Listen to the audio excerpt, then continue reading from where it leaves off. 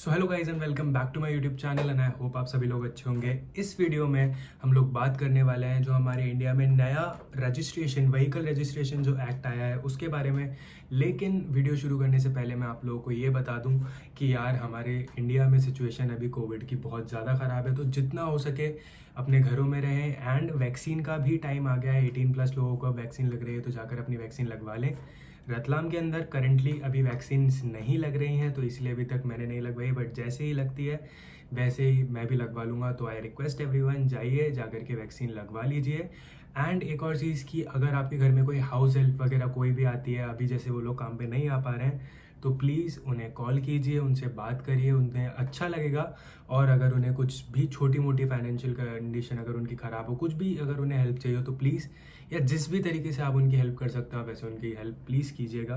क्योंकि यही टाइम है जब हम लोग सब साथ होंगे, एंड अगर हम साथ होंगे तो हम इस चीज़ को और अच्छे से लड़ पाएंगे और जल्दी से जल्दी जो भी सिचुएशन है वो सब नॉर्मल हो जाएगी। तो बात करते हैं मेन वीडियो की। तो इस वीडियो के अंदर मैं आपको बताऊंगा कि क्या होने वाली है हमारी नई व्हीकल रजिस्ट्रेशन पॉलिसी, क्या होंगे इसके पॉजिटिव पॉइंट्स, क्या होंगे इसके नेगेटिव पॉइंट्स, और पर्सनली ये मुझे क्या चीज़ जो है, ये पूरा नया जो एक्ट आया है ये मुझे सही लगा या नहीं।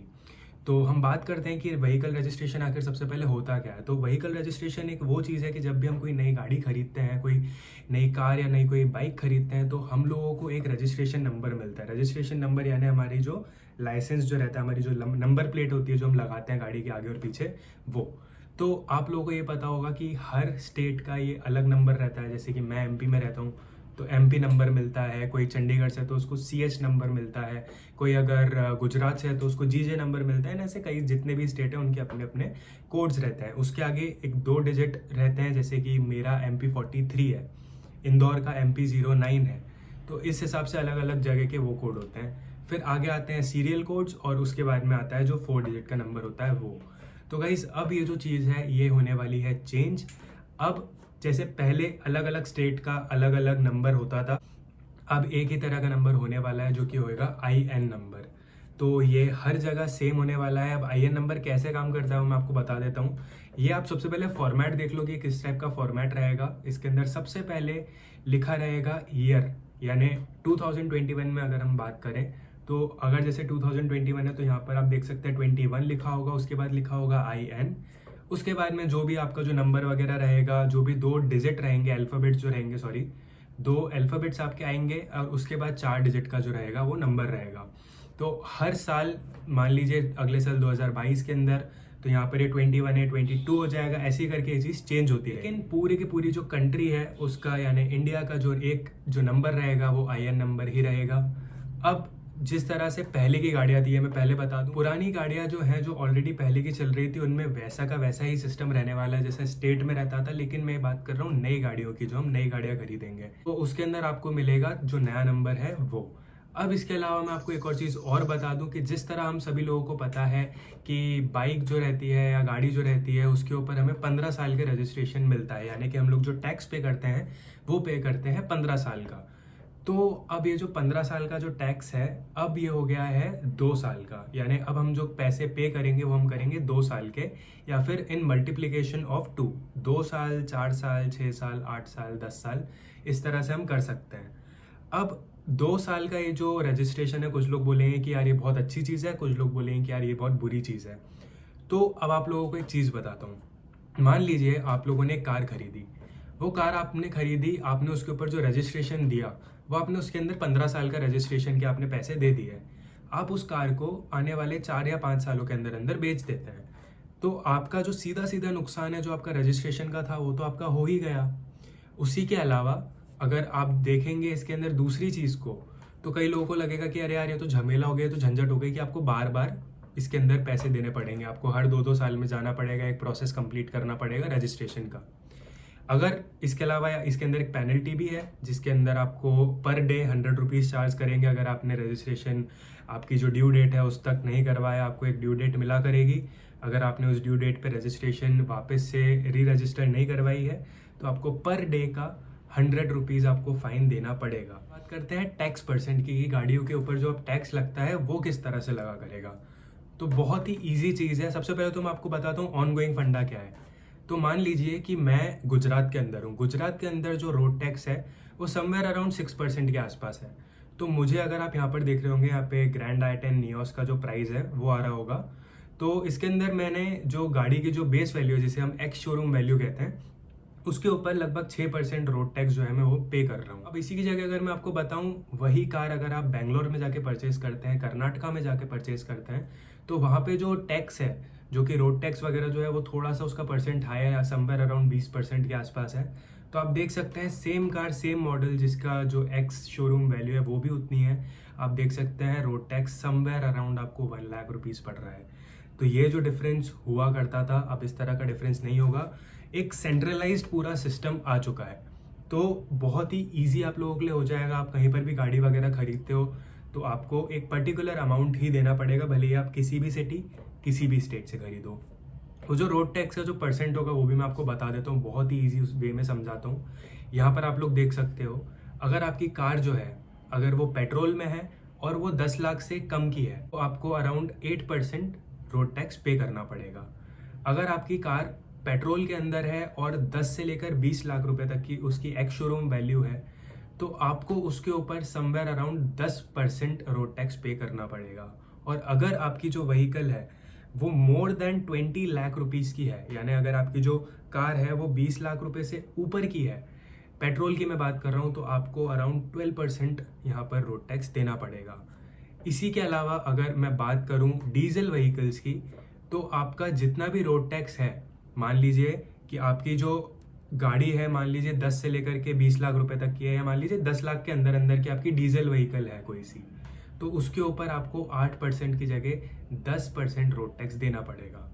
इसी के अलावा 2% आप ऐड कर लीजिए, अगर आपकी 10 से लेकर के 20 लाख रुपए तक की गाड़ी है तो आपको 10% की जगह 12% देना है। और अगर 20 लाख से लेकर के ऊपर की गाड़ी है आपकी, तो आपको उसके ऊपर लगभग 14% का रोड टैक्स देना पड़ेगा। तो ये चीज़ है। इसी के अलावा अगर हम बात करें इलेक्ट्रिक व्हीकल्स की, तो इलेक्ट्रिक व्हीकल पे आपको बहुत अच्छा डिस्काउंट तो मिलता है, ये सब्सिडी वगैरह तो आपको मिलती है ही इलेक्ट्रिक व्हीकल पे, लेकिन उसके अलावा जो रोड टैक्स रहेगा वो भी काफ़ी कम रहेगा, 2% कम रहेगा पेट्रोल व्हीकल से।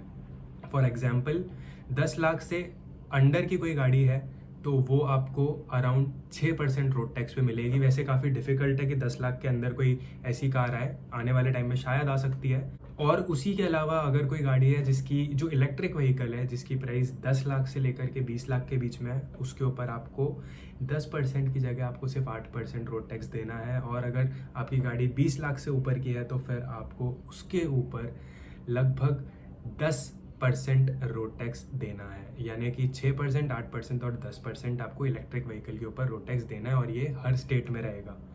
अब मैं आपसे बात करने वाला हूँ कुछ ऐसे इंपॉर्टेंट टॉपिक्स की, या फिर कहें कुछ इसके नेगेटिव्स और कुछ इसके पॉजिटिव साइड की। तो सबसे पहले हम बात करते हैं नेगेटिव की।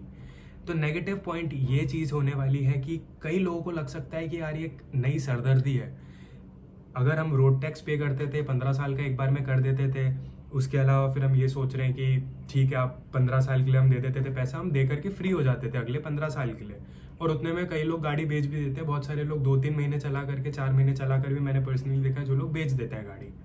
अब ये चीज़ उन लोगों के लिए भी है कि मान लीजिए आप लोगों ने कोई गाड़ी खरीदी, आपने उसके अंदर पे करा लगभग 15 साल का जो रोड टैक्स था आपने पे कर दिया, और आपने वो गाड़ी 2 सालों के अंदर अंदर ही बेच दिया, 4 सालों के अंदर बेच दी, तो आपका जो रोड टैक्स का जो पैसा था वो तो आपका चला ही गया, वो तो आपका शॉर्ट आपका बिल्कुल बेकार ही होने वाला है।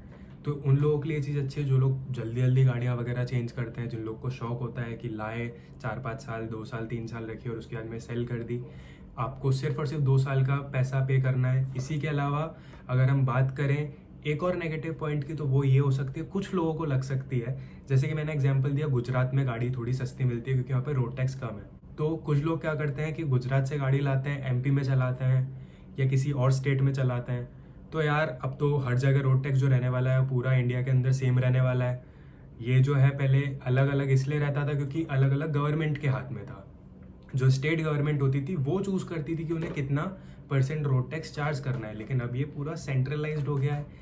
एक गवर्नमेंट है, सेंट्रल गवर्नमेंट है, उसके हिसाब से नॉर्म्स जो है वो आए हैं, और उसके बाद में आप लोगों को जो भी रोड टैक्स है उसके हिसाब से पे करना है। तो आप भले ही बैंगलोर से कार लें या फिर आप गुजरात से कार लें, आपको प्राइस लगभग रोड टैक्स के हिसाब से आपको लगभग सेम ही पड़ेगा, आपका बहुत ज़्यादा पैसा नहीं बचने वाला है।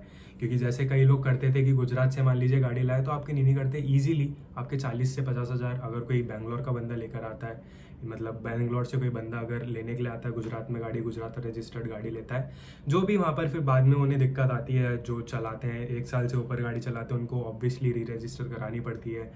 लेकिन जो लोग, कुछ लोग होते हैं जो कि नहीं कराते, मैं रिकमेंड नहीं करूँगा कि आप ऐसा करें, लेकिन कुछ लोग होते हैं जो कि ऐसा करते हैं, तो उन लोगों के लिए थोड़ा सा ये नुकसान होने वाला है। अब बात करते हैं हम लोग पॉजिटिव चीज़ की। तो यार ये होता ये था, मान लीजिए कि मैं एमपी में हूँ अभी, मेरे पास एमपी की मेरी गाड़ी है, उसको मैं लेकर के मान लीजिए मैं महाराष्ट्र चला गया, मुझे महाराष्ट्र में 1 साल से ज़्यादा रुकना है, तो मुझे गाड़ी को री रजिस्टर कराना पड़ेगा एमएच पासिंग में, यानी कि जो एमएच नंबर है, महाराष्ट्र नंबर है, मुझे वो लेना पड़ेगा, मुझे वहाँ का रोड टैक्स पे करना पड़ेगा, मुझे पूरा जो प्रोसेस है वो करना पड़ेगा। लेकिन ये चीज़ आने से, ये जो नया जो रजिस्ट्रेशन पॉलिसी है ये आने से एक बेनिफिट ये हुआ है कि जितना भी प्राइस और जितना भी आपकी एक एक चीज़ रहेगी, यानी प्राइस के अंदर रोड टैक्स में कोई डिफरेंस नहीं है।